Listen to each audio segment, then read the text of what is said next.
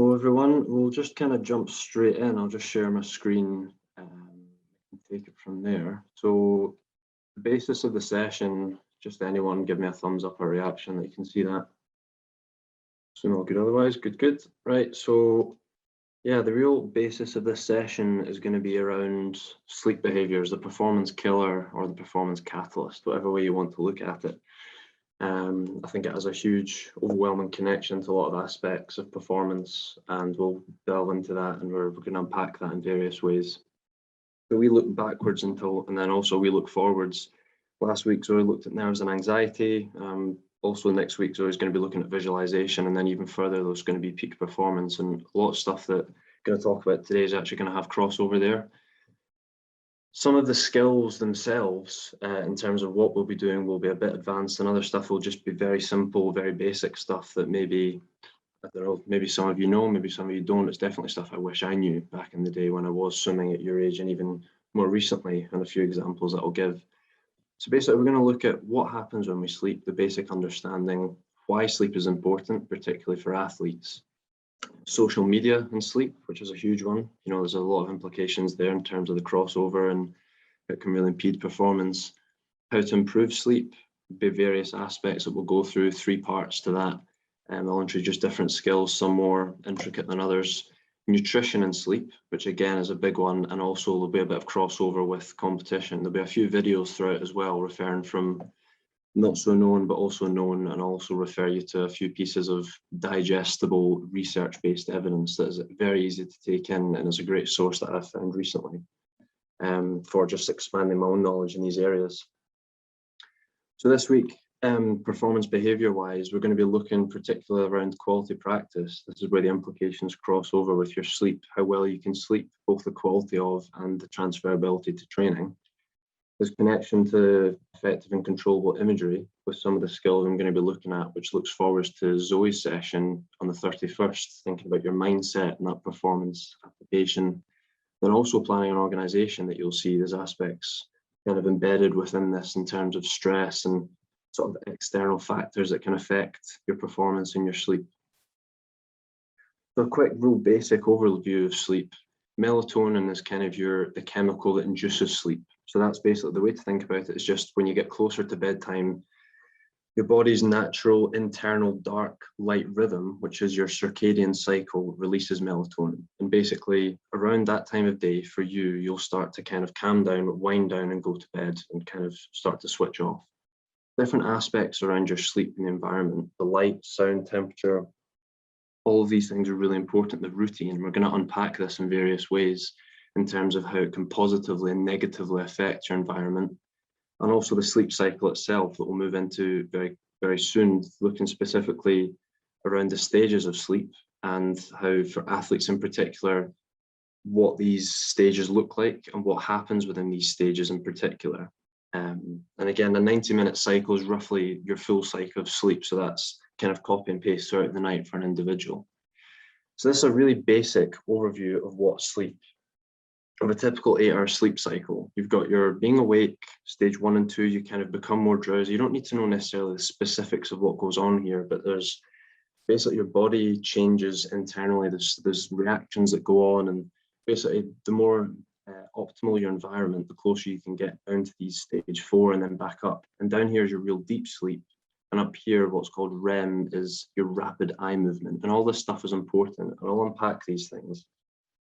Basically, the really deep sleep section, stage 4, is where the growth and recovery hormone comes in. So again, as athletes, there's not a huge amount talked about with your real deep sleep, and there's a lot of factors that limit you getting to this stage. Again, we'll look more into that. The cognitive function side is actually connected to your memory and problem solving, so that's your REM. So if we look back here, kind of the light sleep, a lot of this is where you dream and where your brain becomes a bit more active when you sleep. So you go through these cycles and these stages, but each are as important. But the two for athletes in particular, your deep sleep and your REM, that's when you're a bit more awake, when you're dreaming and when your cognitive processing skills can adapt. Reflexes and reaction time in particular was looked at in a group of swimmers. There's a few studies being done even more recently within a group that I was involved with, and how there's real positive impacts in the swimming environment. just general your performance implications. The biggest caveat out of all of this is really there's a lot of factors that can impede this and stop you from ever really reaching proper deep sleep down at stage 4 and kind of hover around that first or second stage. And that can really start to negatively affect your sleep. Further importance to look at here, I'm going to be referring to this source called YML Sports Science, a really digestible site on Instagram actually that provides an overview of kind of quite nitty-gritty research-based evidence, but they present it in a very accessible way. And I refer to them quite a lot. I still have access to a lot of these sources through university, and I go and look at these myself, and they are very robust sources. But for you as athletes, it's a great overview. So in this instance, a great marker for injury risk longitudinally over 21 months. So if you're chronically getting less than 8 hours, you're a higher risk of injury. That's another huge factor, especially when you take into consideration your training load and other stresses in life. Now, thinking about sleep itself, how much sleep do we actually get? At this point, I actually want everyone to put in the chat the number of hours of sleep you get. So be honest about yourself. I mean, for me, I probably get about 7 hours if I'm being honest. When I was an athlete, I was getting a lot more. But at this point, it's definitely closer to 7. And at this point, so if you guys can put in the chat how many hours of sleep you get, just be honest about it. 8, 6, 9, 9 to 10. Wow, 7, that's fair. 6 to 8. 6. Anyone saying 9 or 10, that's impressive. I'm very impressed with 9 to 10. Generally, a lot of 7s, a lot of 8s. I mean, that's good. That's you know, could definitely be worse. 6 to 8. So from what research actually shows, for young athletes in particular, 9 to 10 hours for a student athlete is actually optimal. And I know that's potentially a bit unrealistic, bearing in mind that the life stresses and everything that goes on.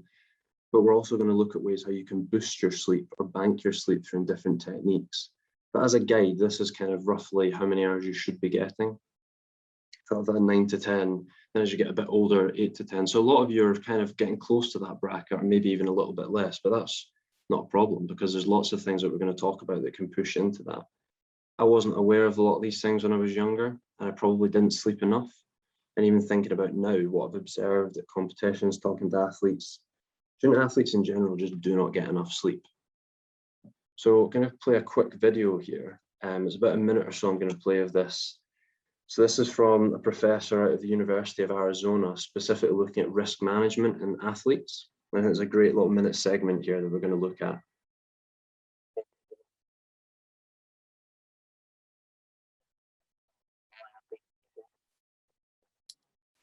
Jack, I don't know about anybody else, but I'm not hearing that. If you maybe want to turn the volume up on the video. You can't hear that, Alan? No, not at all. Sorry. Oh. Not sure about anybody else. It may just have been me, but someone else, if they can hear it or not. Jen saying no sound on her either. Sorry. Not sure what's going on there because it's on my side. Yeah. Maybe because I've embedded it. I mean, I might just have to skip over that, to be honest. If that's try again and see if you've turned it up and see if it's any better. No, there's a few people saying there's no sound, Jack. So yeah, we'll just sketch over that. Unfortunately, yeah, well, it's unfortunate. Basically, I'll just kind of summarize. He's talking about that student athletes or young people do not get enough sleep in general, and that there's a lot of a reliance on social media. People are on their phones for far too long. And biggest part of this is it's how you sleep, not just how many hours. So he talks in particular about how long it takes to get to sleep, how many people are really involved with, you know, they rely far too much on other variables or caffeine, these sort of things to wake them up in the morning. And the biggest aspect is how, on top of the how many hours in itself. I guess we'll just move on from that, unfortunately. So, I mean, off the back of that, I do want you to think about, in a breakout room now, how you would rate your current sleep. So the video would have linked in well with this, but basically it's thinking about the quality of your routine, as in how quickly you fall asleep, how many hours you think you get, but also how you feel when you wake up. So that's kind of thinking about when you're rating, 1 being not good at all, 5 being very good. So how would you rate your current sleep? How would you rate your current behaviors or routine? You know, what you do before bed, what you do when you wake up, all these factors, and then can you get to sleep right away? If not, why not? Have we thought around that? Who relies on caffeine when they wake up? And finally, how does social media impact your sleep and performance? Because we're going to unpack that further after the breakout room, looking specifically around social media. So you can either take a photo of that and discuss it in groups, probably the best way, and take it from there, Alan. Maybe just give sort of 5 minutes or so, 4 or 5 minutes. Yeah, all sorted, Jack, everybody. Just as Jack says, take a wee picture of that. Get chatting. Somebody take responsibility for keeping the chat going in your group. Much nicer if you put your cameras on in the groups, please. That way you can see each other and actually properly interact. So cameras on in the groups, take a wee picture of that, and we'll see you all in 5 minutes or so.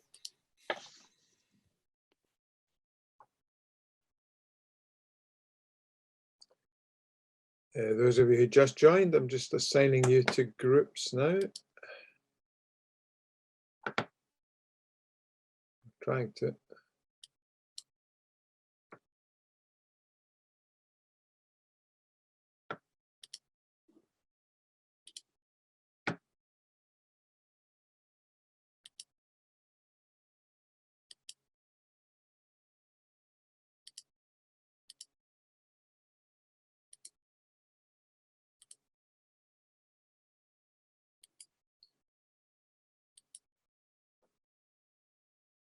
Okay, that should be everybody assigned now.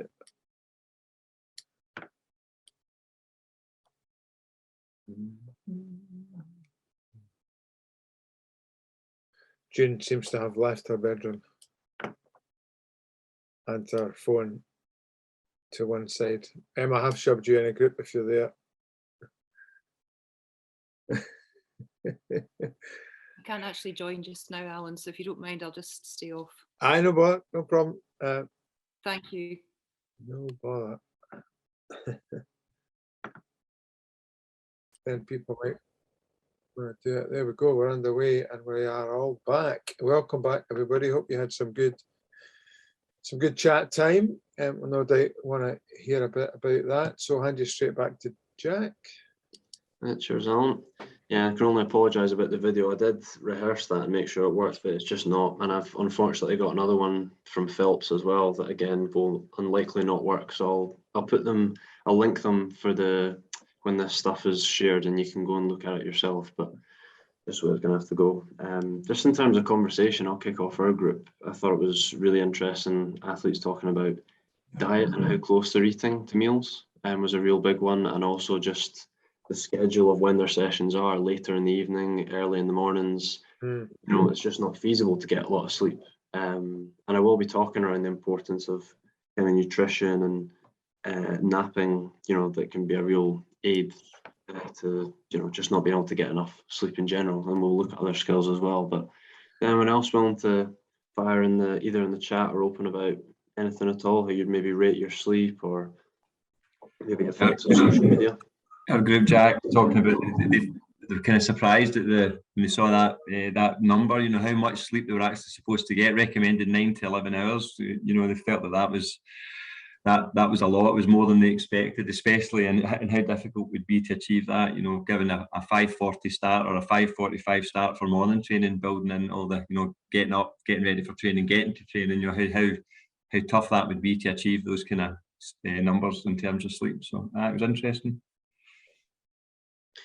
Yeah, I mean, that is a big factor. And I'll refer later to napping and how you can bank sleep with naps, and there's different things and approaches you can use. But yeah, particularly for young children or adolescents, it's, you know, you can't get enough sleep.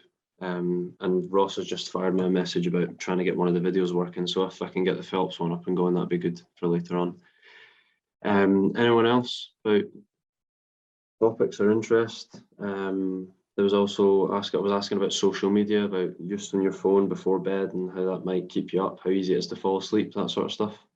We had a wee chat that, Jack, just talking about the social media, and I think it was one of the boys who talked about when you're on your phone, it's like a fear of missing out. That's why you end up like sitting there and stimulated by it, because you're practically doing something, and it's like keeping your engagement when there's nothing really to be engaged on. And then we spoke about kind of what you just alluded to there, about there's practical planning and then there's perfect planning. And sometimes you can have exactly what you want, but sometimes if you've got schoolwork or you've got busy schedules, it's just being able to adapt and know that sometimes you're going to have maybe one bad night's sleep, but know that one bad night's sleep doesn't have actually that big an effect. It's 2 nights bad sleep that has an effect, and just trying to work around those days when you maybe know, like I used an example a long time ago now, but at Cumbernauld, we had 3 sessions that were 10 p.m. at night. So it was, we had no option. So it was just a case, that's what it was. And you just had to kind of deal with it. Hopefully there's no big one doing that now, but you just had to find a way to manage it. That's so true. Social media is a massive one. Always worried about morning training and its impact on age group swimmers and their school day. Yeah, massively. Well, couldn't agree more with that, having lived through it. And again, I think that's where napping can really come in, and I will delve into that. I might just crack on at this point unless anyone else wants to share something in particular, but that was some good points and good chat there, and I think it'll lean in well to what I'm about to share. Jack, you're going to cover the notion of either banking sleep or catching up on sleep. You're going to mention anything about that towards the end? Yeah, I will be. I will be with different phases, because I'll link that in with competitions as well, and Thank you. there'll be different things I can lean on there. Right, so can we see that? Oh, good. Yeah, so like we said, just go straight from here into the social media in itself. You know, social media has a huge impact, I think, on, you know, positively and negatively. You know, there's been research to show that it does cause insomnia with just knocking people out of their sleep cycle, and it can delay that release of melatonin. If you're thinking about melatonin, the opposite or the balance to it is serotonin, and it's equally important, but that's the stuff that makes you happy and kind of is reactive to stuff like your screen time, whether you're looking at TikToks or Reels or Instagram, and that's reacting to the dopamine and the serotonin. It can really delay that release of the sleepy side, and it can have that next day sleepiness effect. You know, you can have shorter sleep but more effective sleep, rather than kind of a longer sleep period that you're just bouncing in and out of that kind of more awakeness. And that's sometimes when you wake up and you feel like quite tired because you've been overly active when you've been sleeping. You're missing out on that potential deep sleep. And like I said, it really does have an overlap into your circadian rhythm. You know, if you're consistently knocking that out, like that study I referenced at the start with over longitudinally, you can catch up on sleep. But if you get in a habit of really getting less than kind of 6 or 7 hours consistently, that can have a big effect. And I mean, I'm guilty of it plenty, but when I was in the world of swimming, a big impact for me was routine, and I'll get into that in particular, but just more on what else can affect your sleep. This is another great infographic put out by Wylam Science, and I actually checked today, there's a more recent up-to-date source of this one in particular from 2021. About 15 authors coming together in a meta-analysis, which is lots of studies brought into one. And it really simply breaks down sport factors and non-sport factors. And of course, you know, there's the early morning training, pre-competition night before, there's flights. It's having an awareness of all of this, the sleep environment. I know within my breakout group we were talking about the temperature of your room, you know, the brightness. Again, we'll get into these factors and things you can do to reduce that. Social media or blue light source in general, whether it's on your laptop, again, there's different things you can do around that. Put the night mode on. Stress in general, whether it's work, school, family. You know, the sport factor stuff is maybe things we're aware of, you know, like training load and your early morning training, but maybe the external peripheral stuff you don't pay attention to as much, even maybe thinking about diet. And we'll be looking at diet as well, because it can have a huge knock on depending on when you eat and what you're actually eating. How to improve your sleep, part 1. There'll be 3 parts with different aspects to them. Social media, obviously you can reduce it, overly stimulating pre-bed. You can pick the timing of when you put your phone down. For me, it was always 10 o'clock, put my phone down, particularly when I was training, it didn't matter. And for a routine for me, put it down and I would pick up a book and I would read something. Be aware of these external factors. Like I said, the more you can be aware of them, what are sources of stress or things that can impede my sleep, the better for it. And routine, like I said there, the time you're going to bed, timings of meals. Maybe you can link in a bit of diary and mindfulness. There's a link over there with what myself and Zoe have talked about previously. And also the environment itself. Research shows that a cooler environment is better. You know, it just, your body is a more natural state. It encourages deeper sleep. Dark, quiet, either put up better curtains, get an eye mask, and put in earplugs. Me and Ross, RPD, have talked about ambient noise when you're sleeping is a great one if you're distracted by, you know, other things around you. The Spotify playlist for that. And comfortable, that's what you're going to bed in. The type of sheets you've got, there's real intricacy here. You know, make your environment as optimal as possible. And then the organization aspect is be in control, reduce your potential stress, whether it's family stuff, school, write it down, get it out your head. We'll be coming back to that, but that's really about taking ownership in your external environment, those non-sport variables, as much as you can. And like I said, and I think a big one that's really important for summer is napping. Sleep booster, vital for hectic schedules and when crucially you miss sleep. These are two excellent studies that have been put forward, both meta-analysis, which means a big coming together of lots of studies, bringing to the forefront lots of information. SportMed 2021 and also from 2020. Again, you don't need to know the details of it, but it's groups of athletes. There's crossover with swimming as well, particularly in the study on the left with longer naps of 90 minutes. And the right-hand side here, this is talking about power napping. They're specifically in the bracket of 30, but a power nap is really anywhere between 20 and 30. And the practical implications they really reinforce is, you know, they're using different measures such as reaction time or shuttle runs, even aspects of anxiety and your mood state. And in both studies, there's varying degrees, referencing on the right-hand side there with really low sleep of 5 hours without a nap, right up to 8 hours with a nap would obviously be your gold standard. But when you're thinking about, you know, really late training or really early morning training, kind of on the left-hand side here, a middle of the day or an hour to an hour and a half nap could be more optimal, or even multiple power naps. These aspects can be hugely important to top up or boost or bank your sleep, like Alan was alluding to, and it's a huge factor. I know that Phelps, for example, in a latter video, if I can get it to work, talks heavily about sleeping and napping, and I've gone through it myself. And again, you can encourage your environment to be more optimal for napping, whether it's able to do it during the day in your normal setup or get an eye mask. You know, there's different factors that you can really implicate that. And again, I think it's hugely important for our schedules as swimmers because, you know, it's not normal to be able to get, you know, 9 to 11 hours of sleep. That's just not realistic. So I think something like napping can have a huge effect. Kind of as we've alluded to there, cognitive function, the benefits of nap or better sleep.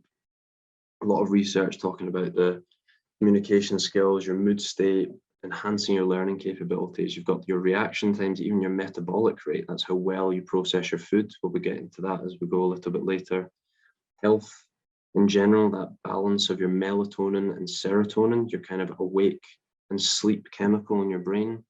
Reduced risk of injury, again, we elaborated that a wee bit earlier, and recovery, crucial for athletes. The more you can encourage that cell regeneration, that natural growth hormone, and like just balance out your rhythm of sleep, whether it's longer bouts of consistent sleep or topping up with naps like we talked about there.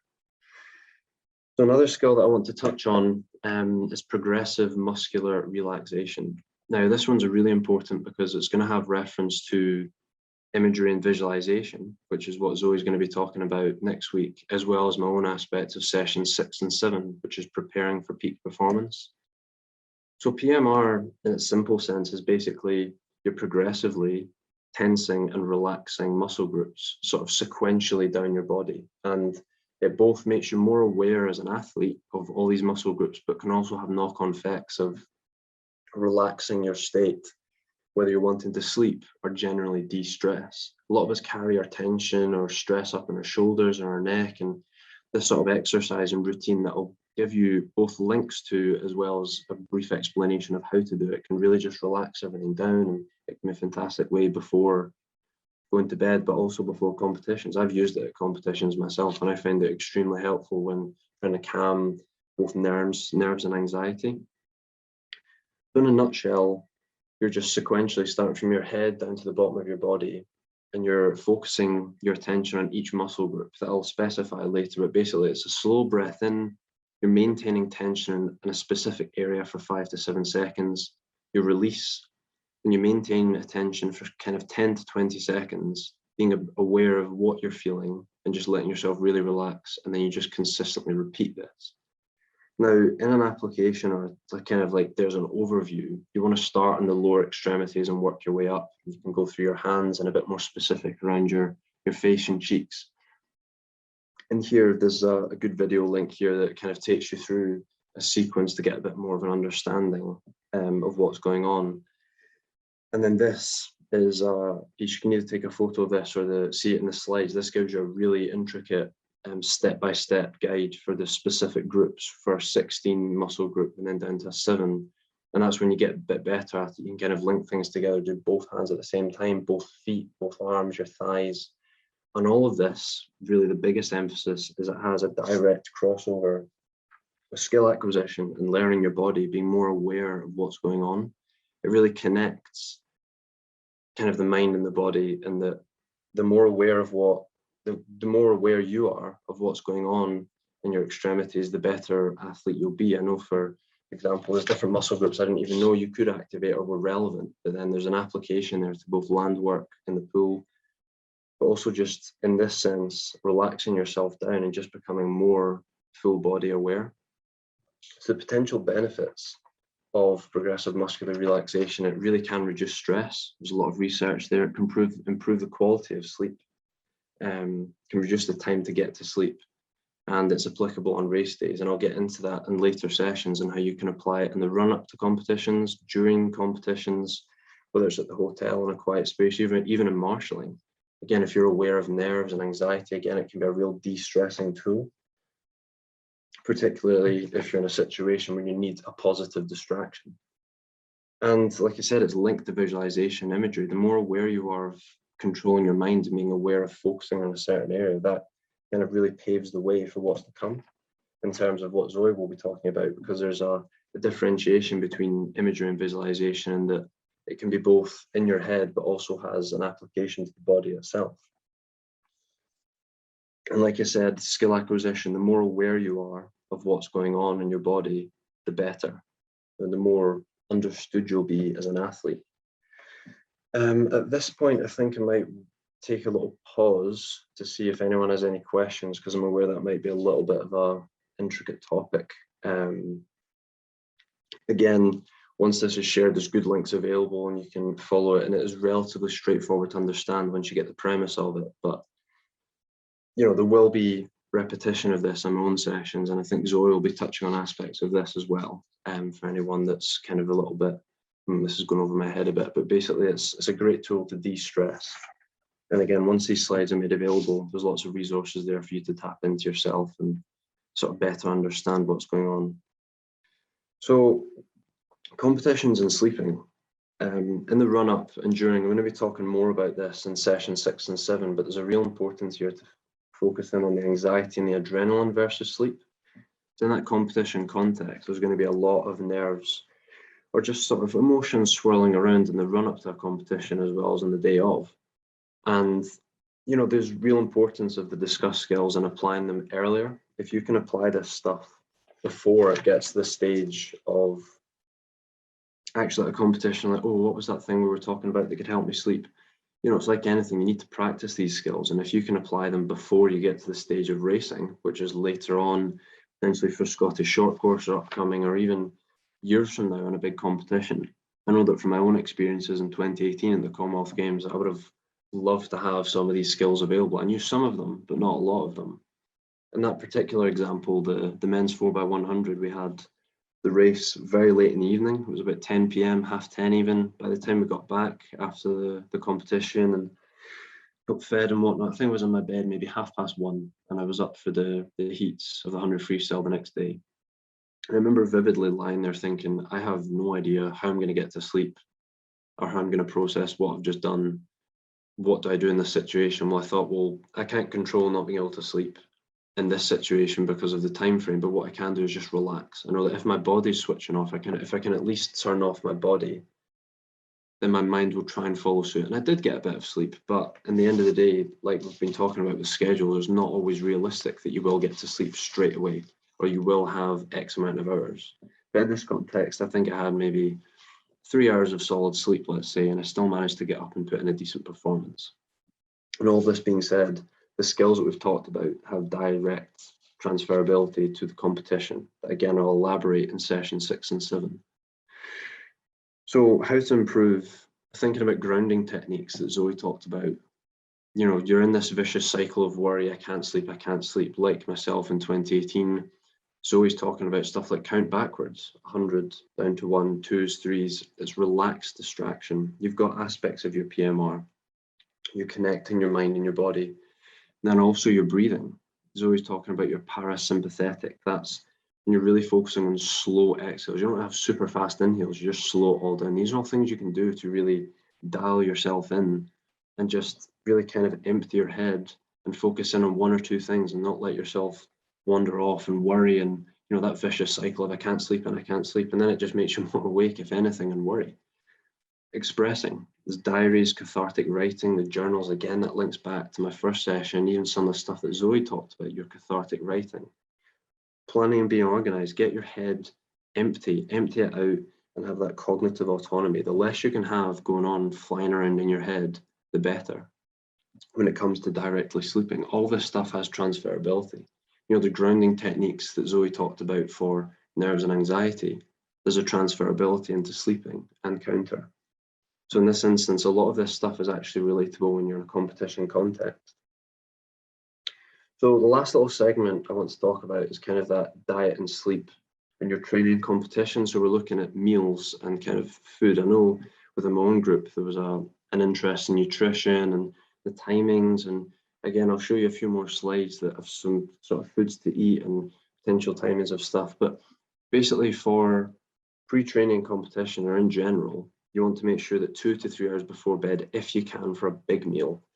You know, and that big meal would have dense carbohydrates, fibrous veg, your darker meats, that sort of stuff. Again, it's important, but you need to basically look at your plan, your schedule, and realize, right, do I actually have time to get in a massive meal here? I remember in my breakout room, one of the athletes was saying they try and eat a little bit more earlier in the day before their session, or then just sort of top up in the evening with smaller meals. And that comes well into play here with less than 60 minutes, looking at a wee bit more complex carbs, lighter proteins, fruit.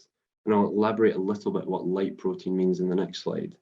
But basically, you need to look at your week. And then again, it comes into planning, and you can track your food, and you have a realization of, right, maybe I don't have a lot of time here to have a huge meal before bed, but what can I do earlier in the day, or what can I do about strategically having some in the car maybe, and then practice it even in a competition context. What works well? For me, learning what to eat on competition day was a real trial and error experience. Even like I said, I was referring to the Commonwealth Games more recently, is what works for me, what food do I have available in the actual village itself, or when I'm down in Sheffield, or when I'm in any location up in Sunderland. Like, you just really need to be aware of what you have available, but also knowing how your body reacts to certain foods, not experimenting on the day of a competition, because that's just going to be a disaster scenario. Like anything, you need to learn and realize how your body reacts. So I would give you examples of what I use, but I want to make it clear that this is researched evidence, and these foods have strong associations with inducing sleep. So directly here on the left-hand side, you've got kiwi, walnuts, tart cherries, fatty fish, milk, your tryptophan rich proteins. That's what I mean by lighter proteins. So milk or chicken, this sort of stuff can really help you, or just sort of reduce basically encourages the release of melatonin, which promotes sleep. And then on the bottom hand side here, this is a different study, but chamomile tea, almonds, pineapple juice, tomatoes, all these things. And I've experimented with a lot of them and refer to them heavily, particularly kiwi and tart cherries. These foods are great, and they're fairly accessible where you go, particularly pineapple juice. These things really help promote sleep. And again, I just wish I knew more of this stuff when I was a bit younger. And again, particularly in a competition environment, being aware of this stuff sooner rather than later can make a huge impact. And of course, on the right-hand side, there's stuff to be aware of. I hope alcohol is not of relevant for all the athletes here, maybe the coaches, of course, and caffeine obviously is always going to be a big factor. And then, like I was talking about, big meals, large meals close to bed. So again, just being aware of this stuff and how long it takes your body to digest these foods, how well you digest them, and then if it can encourage sleep or not. So to round up, I've rattled through a lot of stuff there. Sleep is important. I mean, obviously, who doesn't know that sleep is important? But factors really to consider is your routine, your environment, really looking at the consistency of your environment in particular as well. You know, when are you going to bed? When are you putting your phone down? Maybe you do a little bit of reading before bed, the environment itself, like how can you make it as dark as possible, as comfortable as possible?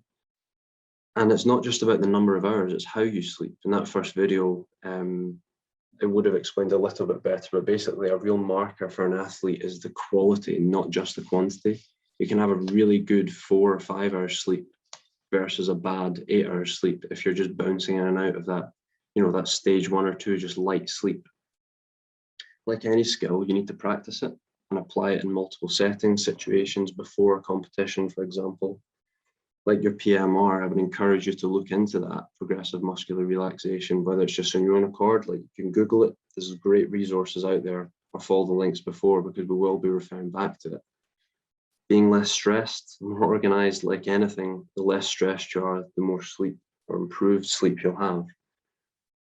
And of course, like I've referenced throughout all of this, there's a real cognitive to your brain and then your physiological, your body. There are real benefits to improving, or at least having a perception of improved sleep, whether it's to increase your ability to process information, communicate, learn new skills in the pool, communicate with your teammates and your coach, as well as physiologically recover. Sleep and competition, sleep and nutrition, there's a lot that we kind of went through quite quickly there, but I will be referring back to that stuff in particular in my latter 2 sessions around peak performance. But again, it's good to get an awareness of it now and how these things can really affect you and skills to use when adrenaline's pumping or when, you know, nerves are flying in particular, the accessibility of nutrition and food in the training and racing context. That kind of rounds up today's session. And like I said, what's to come, Zoe's going to be elaborating in depth, kind of mastering your mindset, looking at that visualization, the imagery, and kind of connecting what we've talked about in previous weeks. And then I'll be looking forward into 2 peak performance-based sessions, both in the build-up to a competition, which has crossover with today's session, as well as the day of, and different behaviors and skills and tools you can use, from stuff like cue cards and sort of self-talk, as well as preparing physically and mentally, with stuff like nutrition and sleep. But at that point, I think it's a good stage to stop sharing and open up for any questions. I know there's a lot of information there potentially, but maybe around nutrition as well. I know it's always quite a hot topic, but anything at all that I've talked about, open up, you can ask me anything or anyone.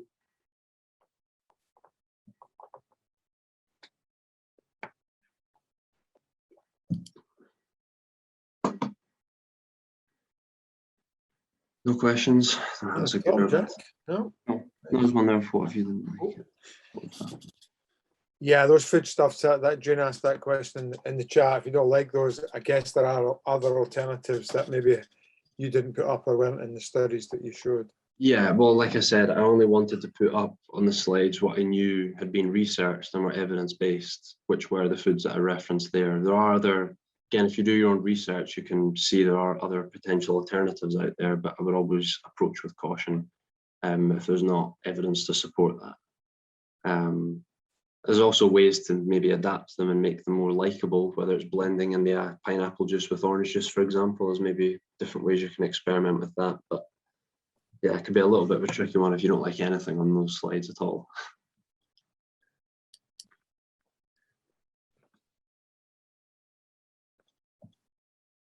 Anything else at all? I'd just like to reinforce what you're saying, Jack, in terms of we all think about training and racing and all the physical stuff that obviously you're conscious of doing, but sleep is a key component of getting a benefit from training. The actual chemical reactions in the body as a result of training take place when you're sleeping. So the training impact has to be matched by quality of sleep, which is a point you've made continually. Yeah, and I think it's just being aware of all these other factors that can affect your sleep, you know, like whether it's when you're eating your food or just being aware of a lot of other stressors, potentially these sort of things can have a huge impact, especially looking forward to competitions. Great stuff. I just wanted to finish up by saying that next week's session, which is about applying to universities and so on, leaving school, whilst a number of you might have signed up for all of the sessions, if you're not in S3 or higher than that, older than that in the school, it probably isn't so relevant for you. So you don't have to come to that. Everyone is more than welcome, but just in terms of relevance, if you're not an S3 or above in school, next Sunday session is probably not so useful to you. We've got some people coming from the Sports Scotland Institute of Sport who work in performance lifestyle, which is advising young athletes and older athletes in how to balance all of the aspects of their life, including training, competition, education, etc. So this is really designed to help you with your applications if you're thinking of leaving school, going on to further higher education over the next couple of years.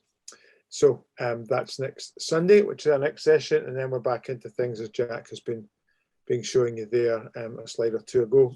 Jack, thank you again. Really interesting stuff. I didn't know about the tapped cherries, so I shall maybe not tonight, but endeavour to have a go at that. I'm not a big fan of cherries, but let's see. Kiwi fruit, I'm definitely a fan of. So thank you for reminding us about that and all those other tips that you gave. Everyone else, thank you very much for your attendance. As always, enjoy the rest of your weekend and have a great week if you're off school. Have a great week if you're at school. Bye for now.